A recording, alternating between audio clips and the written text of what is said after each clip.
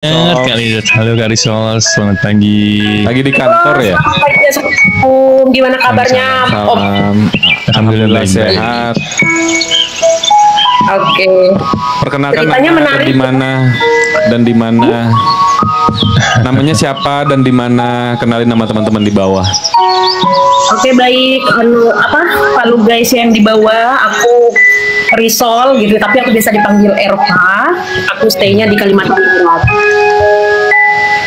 Oke, salam kenal ya Kak. Salam kenal. Gimana? Ada yang mau ini? Jadi apa ya? Aku tadi nih. terakhir. Gimana? Jadi nyimak tema kita kali ini tuh pandangan kita tentang pernikahan ya. Apa namanya? Aku juga punya pengalaman sedikit nih. Mungkin bisa dibilang curhat gitu ya. Bisa dibilang sharing. Jadi aku usianya udah 40 tahun ya. Aku udah 40 tahun juga sudah cukup lama di dalam pengalaman dalam berumah tangga. Yang aku ingin ingin sharing, mungkin sekedar sharing, minta pendapat juga buat teman-teman. Dalam pernikahan kita itu mengalami banyak fase. Ada fase yang kita merasa di tahun sekian kita mengalami hal apa, di tahun sekian kita mengalami hal apa. Nah, yang mau saya sampaikan di sini atau yang mau saya sharing, ketika pernikahan kita sudah cukup lama dan kita menghadapi situasi di mana pasangan kita memiliki perubahan sikap terhadap kita begitu ya. Kalau seandainya kita melihat dari pernikahan itu kan dua orang yang memiliki dua sifat yang berbeda menjadi satu gitu ya. Dua orang yang memiliki sifat yang berbeda menjadi satu. Nah, di situ ketika di awal-awal pernikahan kita merasa semuanya tuh baik, semua itu indah gitu ya. Jadi pas berikutnya kita mulai kenal dengan sifat pasangan kita, kemudian ada penolakan, ada sedikit penyesalan atau apa gitu ya. Nah, di fase yang cukup lama kita merasa bahwa pasangan kita itu sudah mulai sudah mulai menurun begitu sikapnya terhadap kita, mungkin karena berbagai hal. Yang pertama mungkin karena materi, kedua mungkin secara fisikly ya, manusia kan tentu punya fase di mana kita pasti ada naik turunnya begitu ya, apalagi wanita begitu. Nah, yang saya ingin sampaikan di sini, saya ingin minta pendapat dari Bang Wijaya dan juga Bang Nik atau mungkin teman-teman yang ada di bawah.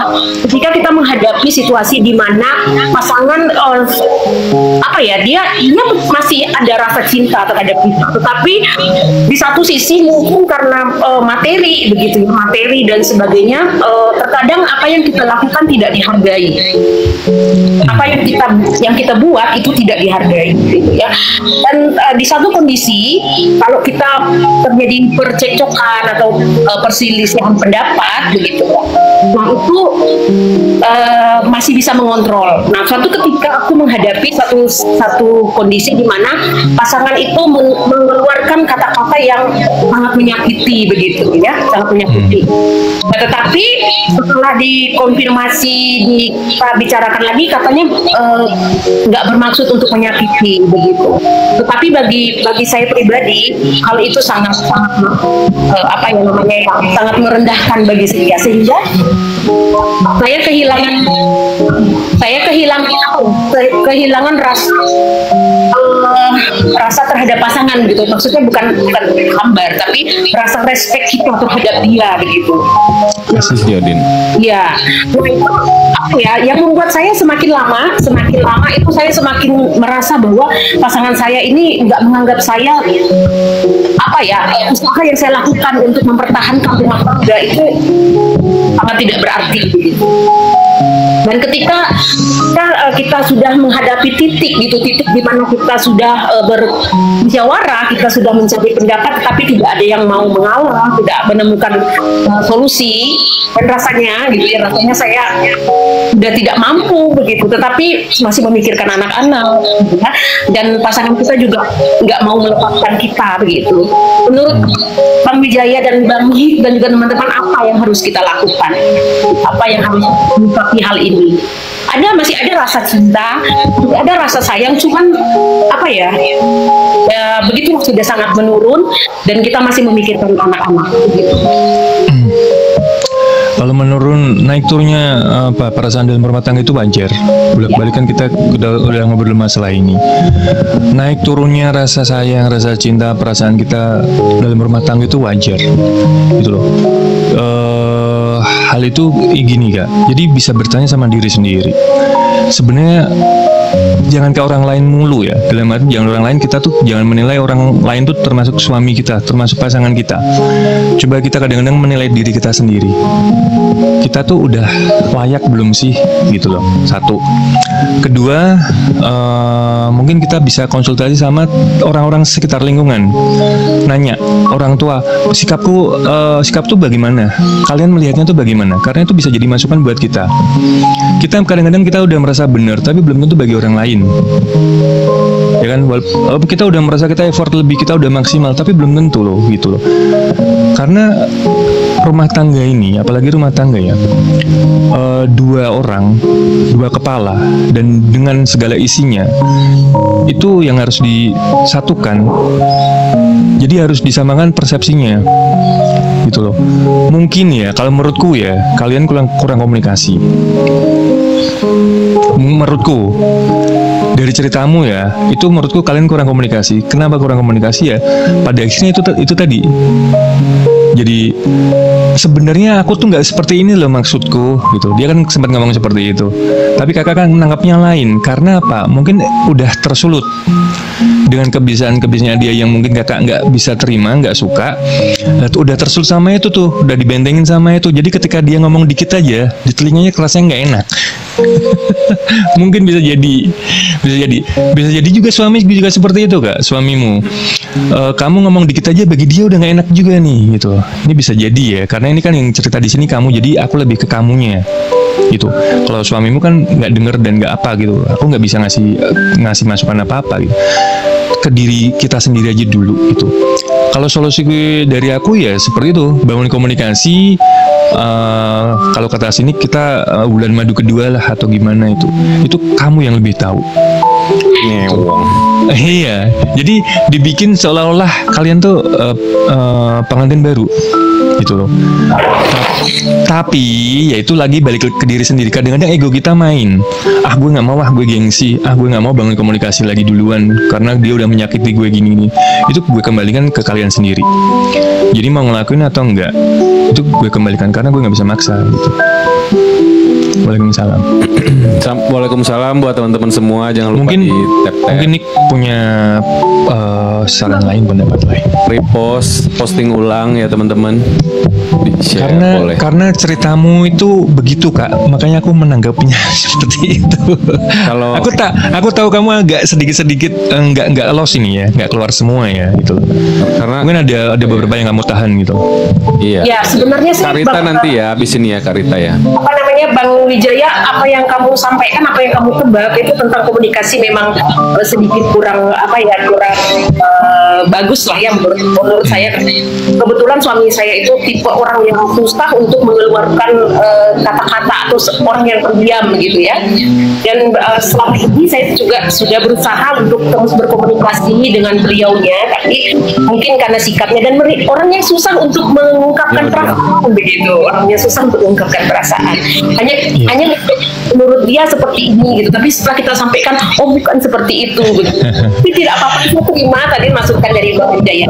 Itu miss. Jadi memang sifat seseorang tuh nggak semua orang, teman-teman, bisa mengekspresikan perasaannya. Ada orang pendiam, ada orang yang kaku. Itu masing-masing. Makanya kita pasangan itu kadang-kadang kita juga harus ngertiin gitu loh. Ngertiin dalam arti, memang kadang-kadang kita capek, kesel, jengkel gitu. Tapi ya mau gimana lagi? Ini udah pilihan kita gitu kadang-kadang. Ya. Kenapa kita protesnya di belakang gitu? Kadang-kadang kan kita juga harus introspeksi. Kenapa nggak dari dulu gue protes gitu? Betul ya benar. Lah iya, kenapa nggak dari awal pacaran aja gue protes gitu kan? Kenapa harus? Mana dong? Itu tuh namanya lelah Kak. Itu namanya lelah. Kakak lagi di fase itu. Dulunya tuh sebenarnya juga seperti ini, cuman kakak dulu lebih bersemangat, bergelora, masih punya harapan. Dan semakin kesini namanya orang kan capek, namanya orang lari terus, jalan terus, ada capeknya. Ya ini rumah tangga, ini ujiannya seperti ini gitu.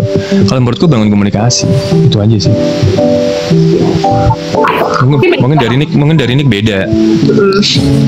Aku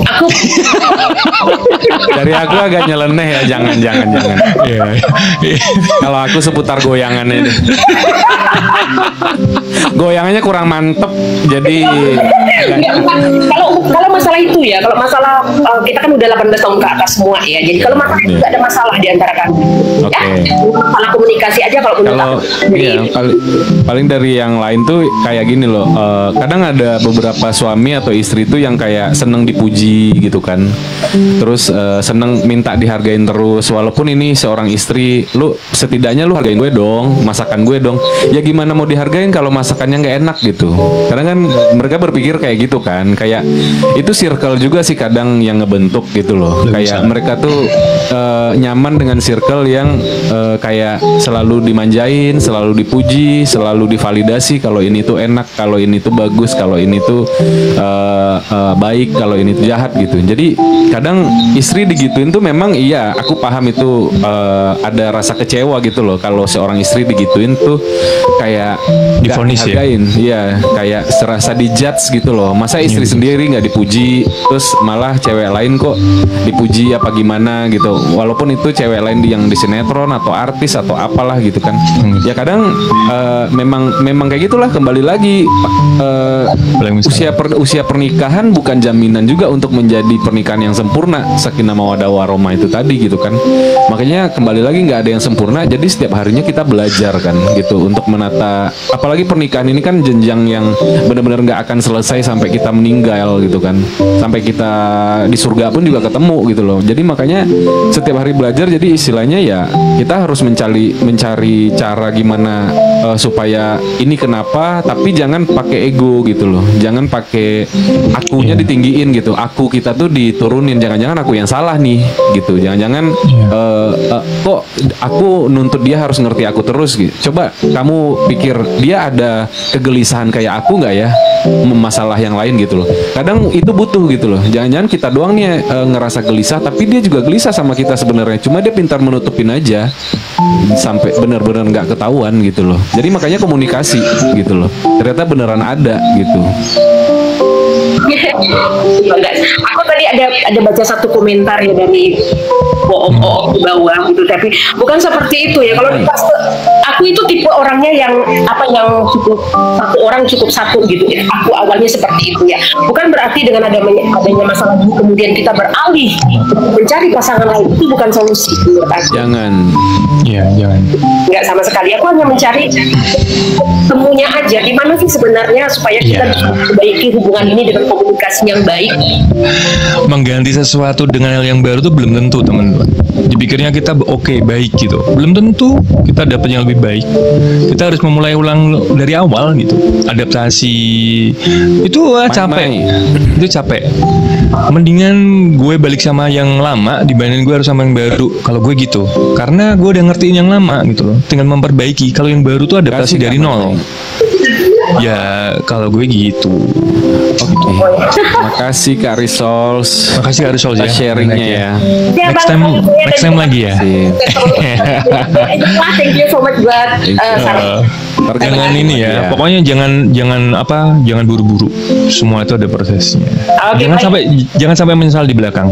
Oke, baik. Terima kasih ya. Terima kasih. Terima kasih ya Kak Risols. Sehat-sehat ya.